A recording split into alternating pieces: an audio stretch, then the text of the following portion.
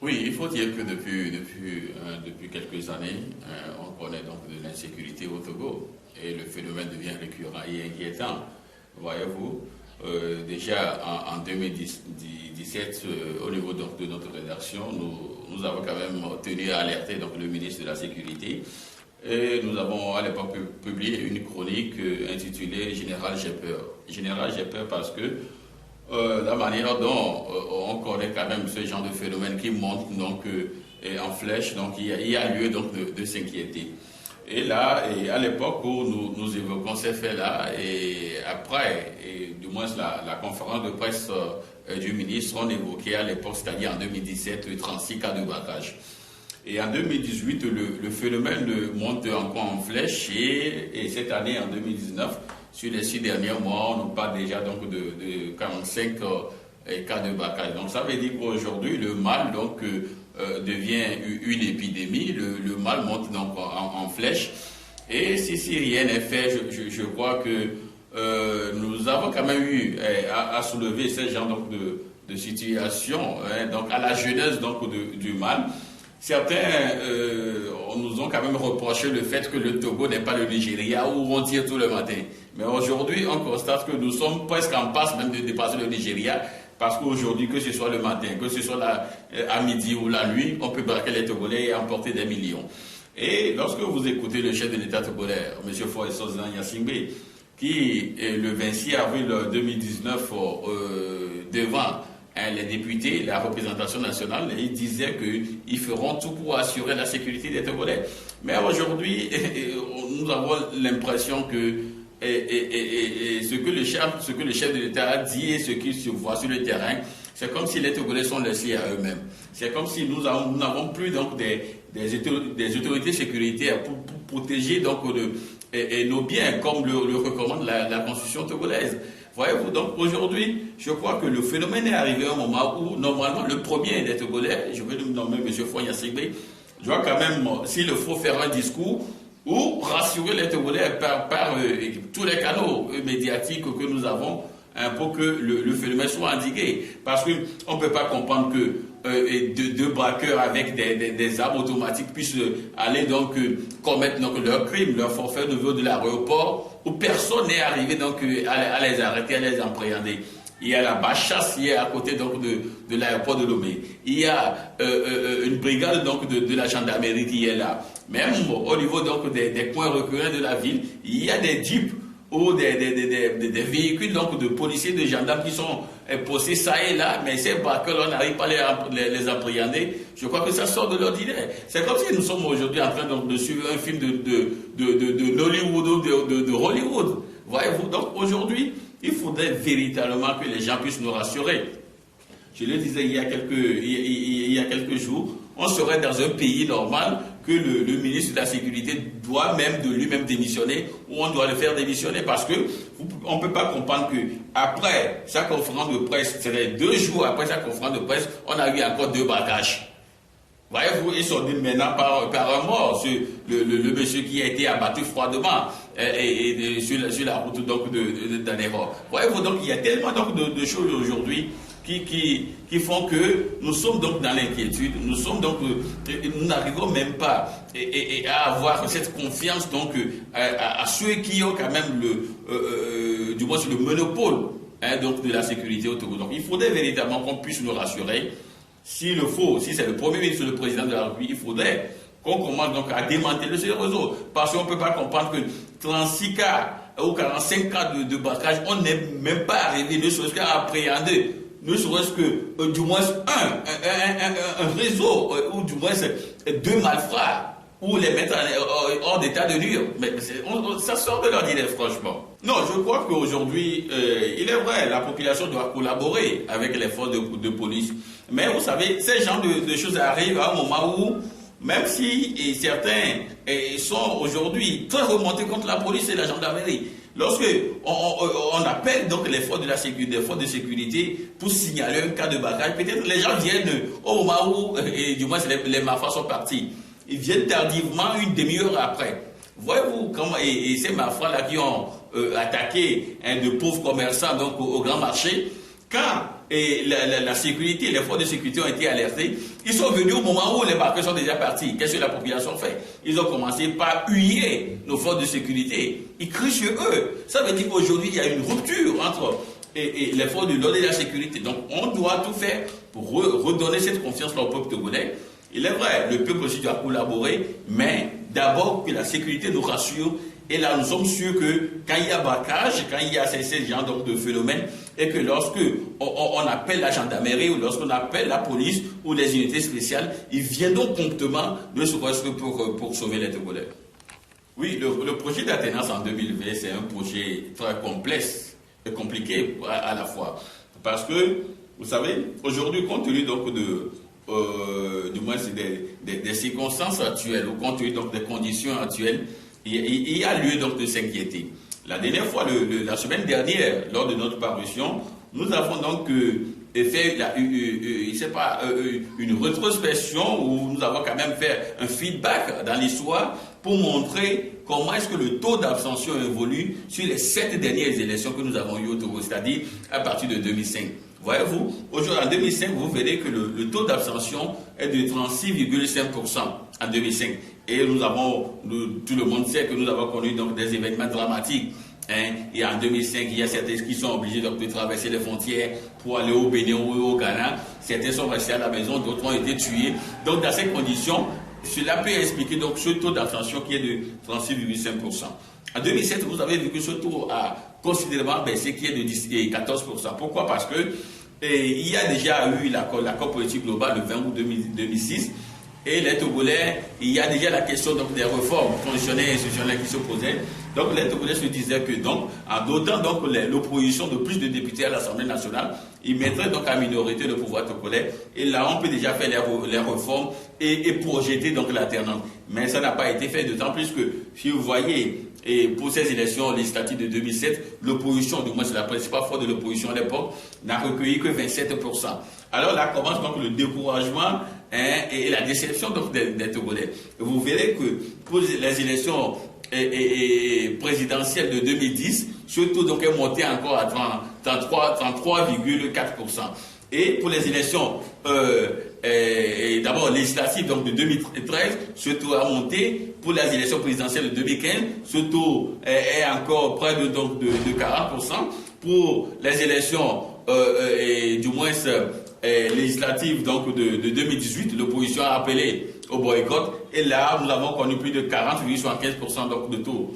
Alors en 2019, nous avons 47,54% donc de taux d'abstention. Ça veut dire que nous touchons presque 50%. Pourquoi? Les Togolais ne votent plus. Les Togolais ne votent plus parce que la manière dont les choses se passent sur le terrain, ils disent on vote, mais il y a certains qui sont là, qui fraudent et qui restent. Et du côté de l'opposition, ceux qui sont censés donc les rassurer, ceux-là aussi sont divisés. Voyez-vous? Et il y a chacun prêche pour sa chapelle, chacun croit à son président, et là tout le monde se croit le plus grand opposant, tout le monde se croit le plus grand théoricien. Et là il y a une scission. Et j'ai l'habitude de dire que lorsque un combat est mené donc avec une pluralité de leaders, cela échoue. Voyez-vous? Et même il y a d'autres leaders africains qui étaient même dans la même conception. Voyez-vous? Et puis, il y a d'autres choses, c'est que lorsqu'il y a trop de bergers, on le voit, lorsqu'il y a trop de bergers pour un troupeau de moutons autres, ils ne sauront plus lequel il faut suivre. Voyez-vous? Donc tout le monde sera dans son camp, et là c'est les énergies qui s'éparpillent, qui se perdent. On se bat, mais sauf que les énergies sont gaspillées, sont galvaudées.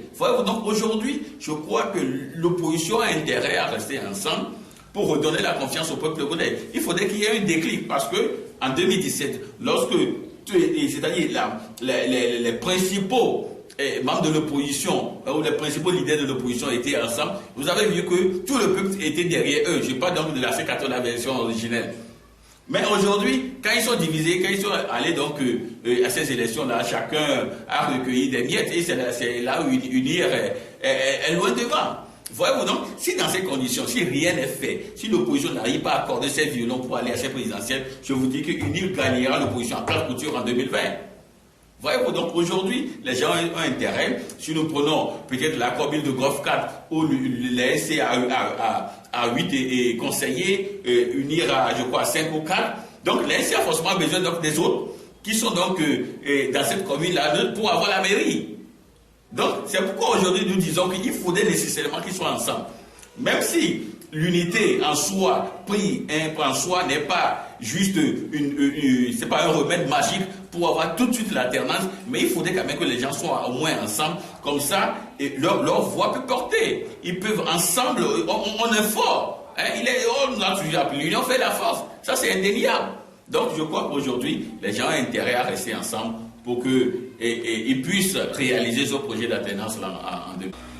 Non, il faut dire que ces élections locales-là, tel que je le dis, il y a beaucoup qui sont restés à la maison parce qu'ils ne veulent plus aller donc braver donc la pluie, la dame soleil pour aller faire des rangs et voter. Après, on viendra leur dire que c'est seulement UNI qui a gagné. C'est vrai, tout ce que nous avons vu, UNI a fraudé. Et j'ai souvent l'habitude de dire que UNI ne peut jamais gagner des élections proprement dans ce pays. Toutes les élections que nous avons eues, de la première, après le vent démocratique, c'est-à-dire en août, le 25 août de 93 jusqu'à aujourd'hui, UNI, UNI c'est la même chose, EPT UNI c'est la même chose, quoi, parce que c'est pile ou face. Voyez-vous? Donc, UNI ne peut jamais gagner des élections proprement. Ils ont toujours volé, quelles que soient les années. Mais pour empêcher ces gens-là d'être à l'aise et de voler, de frauder les élections, il faudrait une unité. Donc aujourd'hui, tout ce qui est sorti des résultats la dernière fois, ce n'est pas exactement ça. Parce qu'on a vu, même déjà à midi, dans certaines localités, il y a déjà l'une qui est à moitié remplie. Voyez-vous? Et il a fallu que la population puisse manifester sa colère pour qu'on puisse au moins brûler certains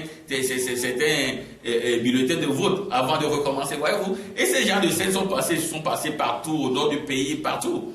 Donc aujourd'hui, UNI qui dit qu'il a 895 élus locaux, je vous dis que c'est un conte de fait. Mais pour l'instant, nous sommes obligés donc de rester donc dans cette logique-là, puisque déjà le mercredi prochain, la Cour constitutionnelle, à moins que ce soit un miracle, la Cour suprême, à moins que ce soit un miracle, va valider tout cela. Et puis bon, c'est UNI donc qui sera partout sur le territoire. Mais ce qu'on leur demande également au parti présidentiel, c'est au moins donc de comprendre donc l'aspiration des Togolais. C'est de comprendre donc le cri de détresse des Togolais, parce que les Togolais souffrent. Les Togolais souffrent énormément. Donc il faudrait véritablement qu'on puisse au moins, en attendant qu'on trouve une formule pour que d'autres viennent au pouvoir, il faudrait quand même qu'ils puissent souvenir donc aux besoins des Togolais, parce que c'est ce que les Togolais veulent. Si les Togolais mangent matin, midi, soir, s'ils arrivent donc à soigner leurs enfants, s'ils arrivent à payer la scolarité de leurs enfants, s'ils arrivent à avoir le minimum vital, ils peuvent rester là 20 ans, personne ne leur dira mot. Mais c'est parce qu'ils sont là, ils ne font rien, que la population est obligée donc de les remplacer. Donc eux aussi doivent comprendre qu'il n'y a rien qui puisse rester éternellement. Tôt ou tard, ils bâtiront. Mais c'est le fait donc de laisser des empreintes, si on peut le dire, positives, pour que demain, peut-être leurs enfants ou d'autres personnes ne viennent subir ce qu'ils vont subir aujourd'hui à des gens. Voyez-vous, parce que la roue de l'histoire tourne. Tôt ou tard, ils seront obligés donc à être également dans l'opposition. Donc il ne faudrait pas qu'ils continuent dans cette logique de primate politique, et demain, ils vont également subir la même chose.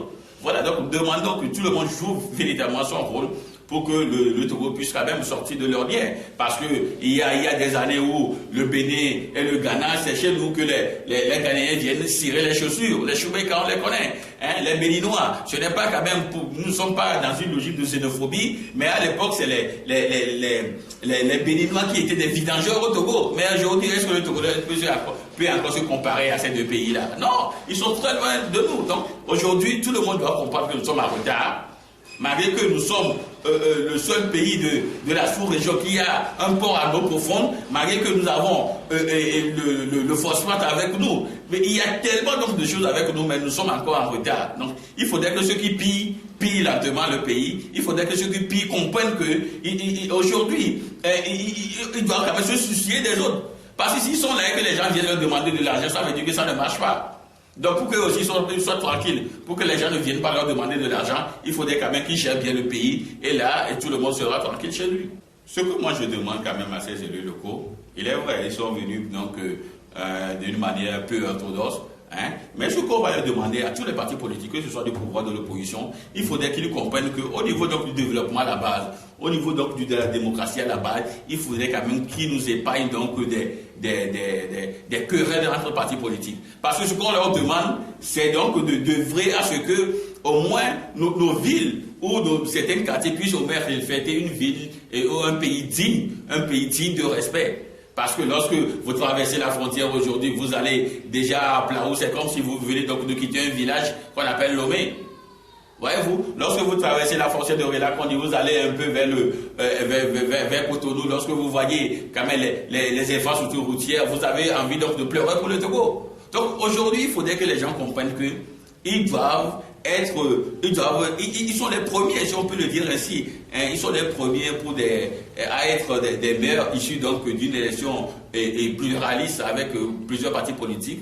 Donc ils doivent comprendre qu'ils sont presque des maires et pilotes, presque des pionniers donc, de ce développement. Il faudrait quand même qu'ils laissent donc de bons souvenirs derrière eux pour qu'un jour on puisse dire, voilà, tel monsieur, bien que étant donc du parti au pouvoir, au moins a beaucoup fait pour la population, ou tel autre, bien que étant un leader de l'opposition, au moins a su faire quelque chose. C'est en fonction de cela que demain on pourra quand même peut-être leur voter s'ils se présentent pour les élections présidentielles. Donc voilà, c'est très important. Non, je crois que c'est pas mon rôle de dire moi la note de la population. Je ne suis que journaliste, mais il faudrait quand même dire à ce peuple-là que on peut encore espérer que demain sera beau. On peut encore espérer que demain il y aura quand même des choses qui puissent quand même nous réunir ensemble, quelles que soient nos corrélations politiques, quelles que soient nos régions, quelles que soient d'où nous venons. Il faudrait quand même qu'on se sente fiers d'être Togolais, parce que quelle qu'en soit la situation, nous sommes donc nés dans ce pays-là. Nous devons aimer ce pays et œuvrer pour son développement.